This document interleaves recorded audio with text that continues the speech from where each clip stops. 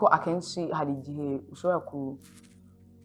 utwarwa na fame cyane cyangwa ugatwarwa n'ubwamamare cyane ukibagirwa ko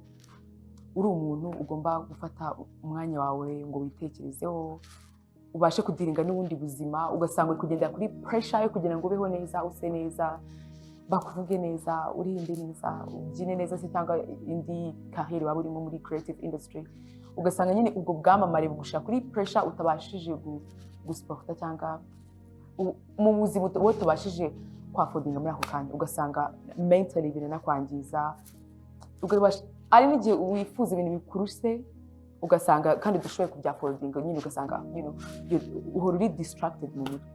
akenshi rero akanse ko byatera nk'imitekerereze mibi cyangwa se depression cyangwa ibindi bibazo ariko biri mentally abantu ku expectinga uburyo ugomba kubaho nkaho utari umuntu nyine nkaho nawe nta bindi bibazo ugira cyangwa bakagushyira kuri pressure y'uburyo ugomba kubaho cyangwa ugomba kuba umeze ukuntu ugomba kwambara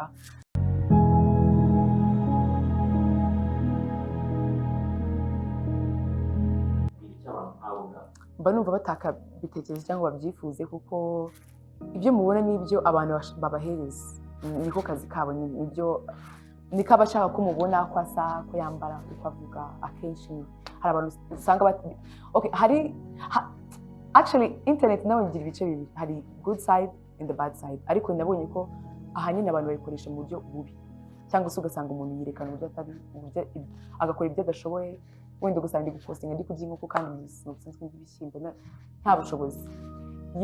rero ntabwo tugomba kugenda kuri pressure ibyo tubona kuri internet kuko byose ntabwo biri real ibyinshi akenshi usanga ibyinshi ari fake so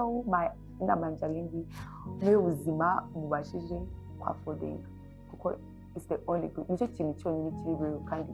cyiza kiguhaye amahoro cyagusha kuri pressure and ibintu byose ubonye on your screen kuri telefone yawe cyangwa kuri televiziyo byinshi biri stage ni ibintu abantu bapanga kugira ngo ubirebe ubahe ibice ubahe view yeah